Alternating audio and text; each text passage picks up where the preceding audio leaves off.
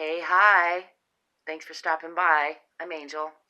This is part 9 of the story of how I built my head hut. I'm going to give you a look around here. That's the front, the eyes, so the sides. Here's the back.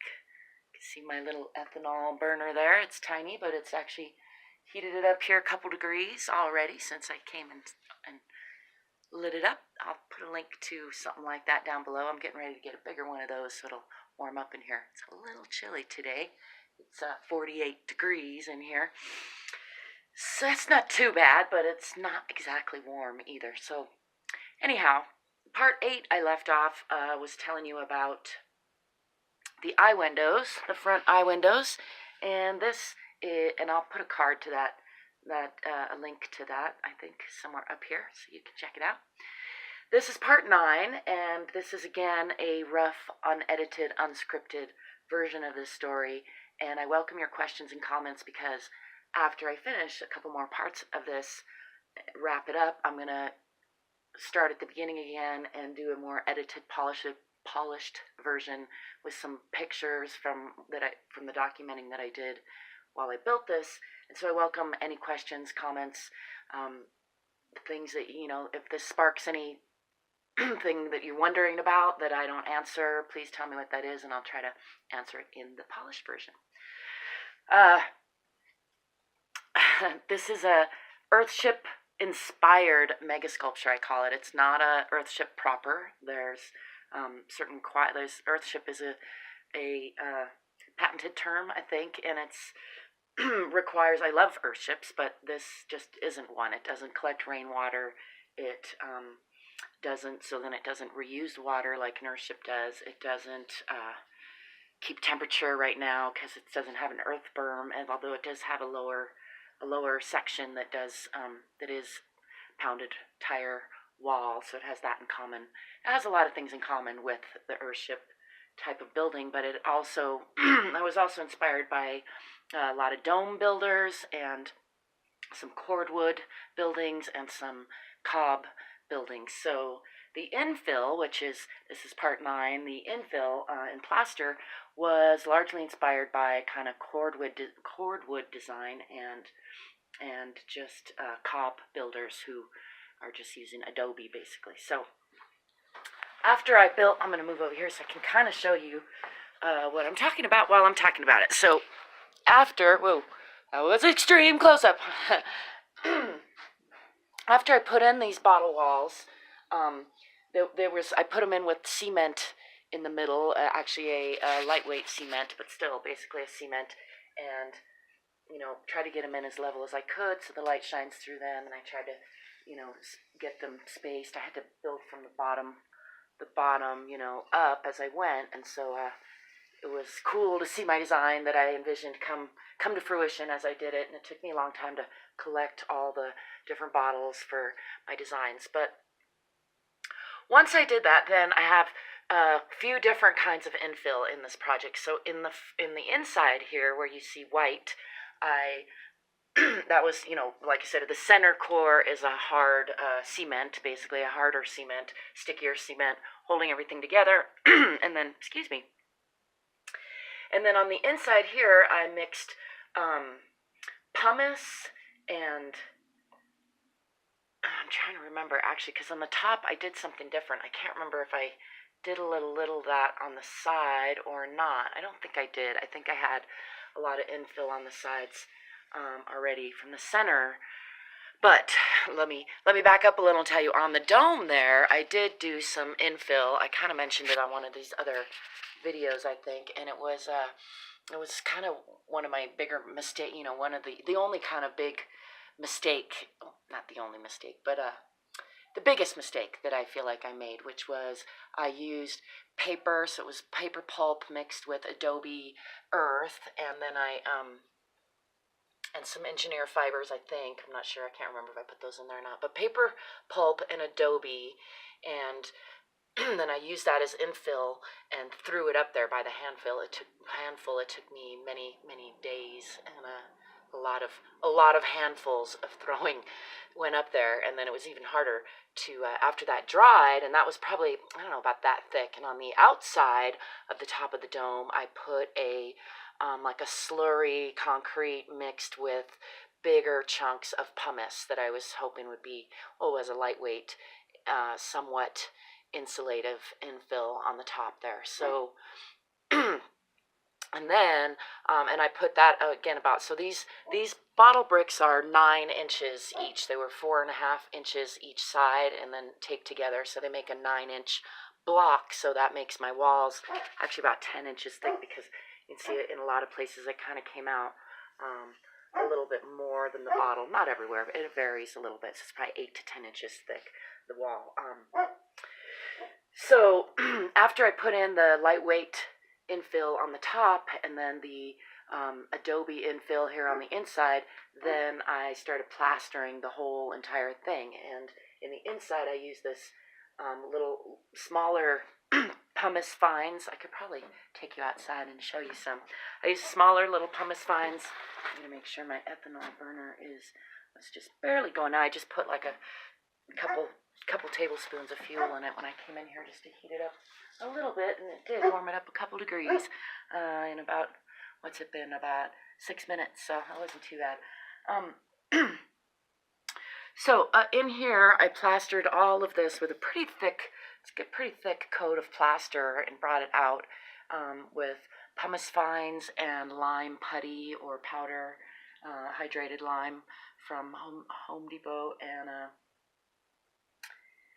and paper pulp. And this was pretty, you can kind of see it's a real rough finish. I think if I were doing it again, I might use a little bit different mix and leave out the pumice and make it a smoother mix, although that might have been pricier. As it was, the pumice comes from the Jemez Mountains up here, and I got it by the van load for like $50, back of my van full. It's kind of a crazy excursion. I went there about 3 or 4 times with friends, and I think once by myself, and just put a tarp in the back of my van over one of the back seats that I left in, and basically made like in back of a pickup truck, but inside my van, and then we had to shovel it in with snow shovels, and that was pretty exciting part of the whole project. So I'm going to take you outside, and here as we go, I'm going to show you how thick these walls are, so you can kind of see that, I think. And on the on the outside here, I made a more cement, less lime. It just still had some lime in it. Let me get out of that light. So, but it was more cement. You can see some of it peeking through here. It was more of a cement base, and it also had some pumice in it to make it more insulative. And just so I was playing with the pumice, it actually makes it a strong mix. And yeah, it was cheap, so I had a lot of it. So I infilled that, and then I came back with a papercrete, more cemented papercrete plaster on the outside here, and then this pigment is all natural oxide pigments that I actually sell in my eBay store, which I will put a link to down below too. Oh, it's chilly out here. I'm going to walk you around. It's my new camera, and I'm not real used to it yet, so you'll have to just bear with me.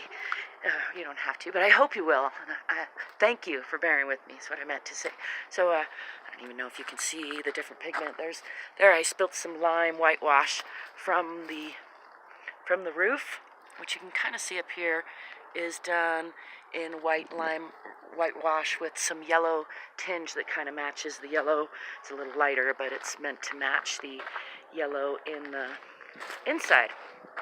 Oh, I was gonna show you the pumice, but my yard is too messy, and I don't want to now. So I'm just gonna keep walking around and show you all the outside. This is the front entrance. It's actually locked from the inside right now, but you can kind of get a good look at some of the plaster uncolored. So you can see it's actually crumbling right here. So take a piece off, you can kind of get a picture of the fiberiness of it and the pumice chunks in it. And it's just flaking off right there because I didn't really squish it down. So this is a real, you can see I used different mixes. This is a real papery mix, and it was meant to be, real insulative, although my bottles kind of undo a lot of that insulative property because the glass just lets a lot of heat transfer through that glass. It's not ideal. So anyhow, then I actually sprayed a lot of this pigment on, and I painted some of it on as well. And then down below, we're going for some more walksy. Down below, I'm going to take you down there this way. I infilled, so down below I keep saying down below, downstairs here, I'll give you a nice view of the back glass wall with the sun shining through it. It's one of my favorite views of this project. Down here, this is a giant hole that I dug to start this project by myself, and I had help from a couple friends a couple times, but mostly by myself. And I'll show you around a little bit. It's packed tires, so here you can kind of see, because I have left some of these. This is my stairway, and it's not totally cemented in. I was going to remove these, but I just do a wooden cool storage thing, but I got impatient, just decided to go ahead, and still impatient. I really want to finish this floor any day now. I hope to, and maybe that'll be the last little section of this 12 or so part story. But anyway, these stairs are separate from the wall, but this wall is built with packed tires, kind of similar to this, in rows.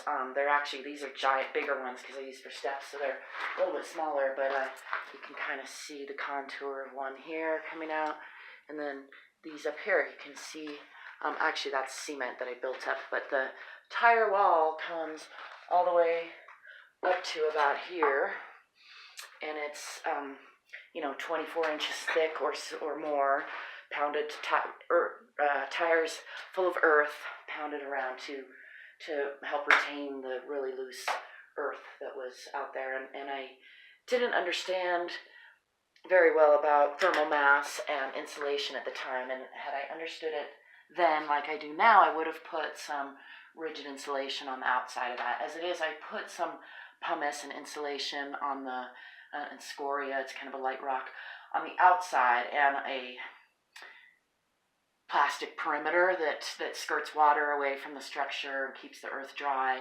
And so it holds a nice even temperature down here. I'm looking, it's holding, it went down to 43.9 last night, and it's 46 degrees right now, and the high yesterday was 46.9, so it's ranging by 6 degrees, I guess, or wait, what did I say? Yeah, by about 6 degrees. Down here during a 24-hour cycle, which is pretty stable temperature. And if I had some heat down here, or even with some body heat, that temperature would come up to in the 50s at least, probably. And I think I just showed you how upstairs it's a few degrees warmer. It's like 48 up there, or 49 now with my little heater, and it's 46. It was pretty close to the same temp. Anyhow, back to the infill and plasters. So I think I got a little piece of it here I can show you.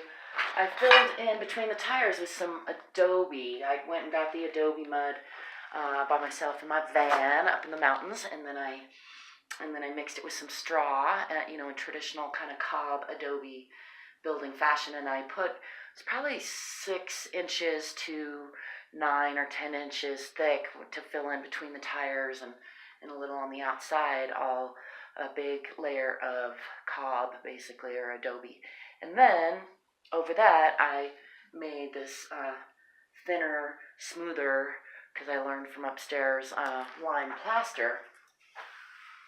It's still not, perfectly smooth or anything, and I didn't burnish it like I could have made it smoother, but I plastered this whole area. So this is uncolored, so you can see what it looks like without pigment. I plastered this whole thing with this homemade lime plaster, which is just lime putty, which I actually cured over a whole winter in water to make it more putty-y. And then I mixed that with engineering fibers and a little bit of fine pumice dust that I had from, it was like a waste product from the pumice place. And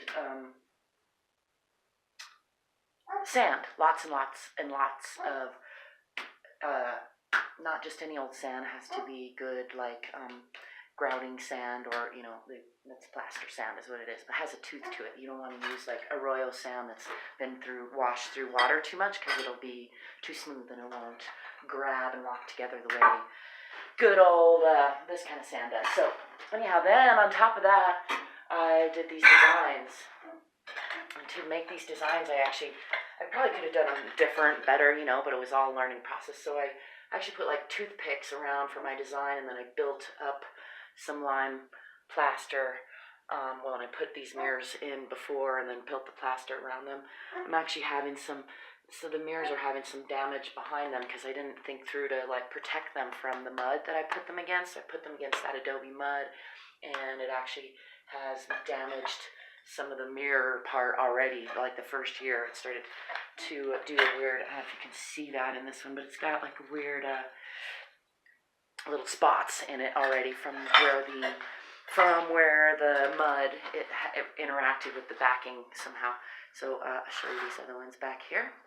That's them. And then I made homemade paint with the pigments that I mentioned to you. I happen to have a bunch of pigments. Well, actually, I bought a bunch more for this project, and I still have some that I'm selling in my eBay store.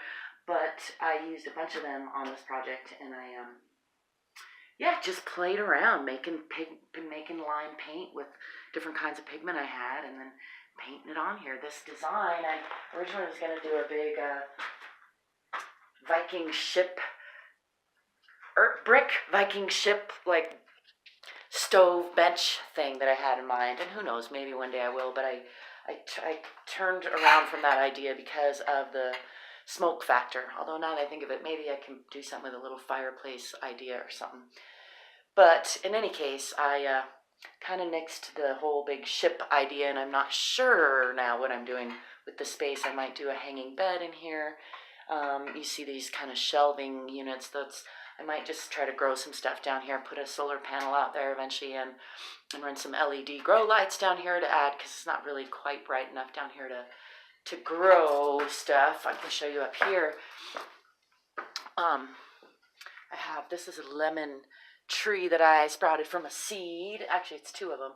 They're not super happy with the cold, and they would like some water, but they have been surviving out here for more than a year pretty well. And I'm trying to think if there's any more to the story. Plastering the ceiling was pretty hard. I had to, get up on a ladder. It was a lot of work over my head. And this whole thing, finishing off, all this plaster, cleaning the bottles was a pain. Every step of the way you have to clean them, and you probably see there's areas I've missed, and I didn't really do my final clean yet very well, even though I got most of the way and then kind of stopped. But there's lots of little touch-up work to do as far as cleaning and finishing off. And I'm going to be getting to that, I hope, this year. And I think that wraps up part 9 of the story of how I built my head hut. That was the infill and plaster. So I hope you enjoyed it. I know it was kind of a bumpy ride there, so thanks for sticking with me, and be sure to look at my other sections, my other parts, if you're interested, and leave me a question, leave me a comment, let me know you're watching, and tell me what you think and what kinds of questions this sparks. And part of my intention with this project is to inspire you to just get out there and do what you want to do. If you have a dream, if you're looking to build your own home, or you're looking to build a playhouse or a tree house, man, just get out there and do it. Try it. Learn. You'll make mistakes, and you'll learn as you go, and you'll get better. So that's what I got to say to you. Thanks for joining me. Till next time, peace and progress.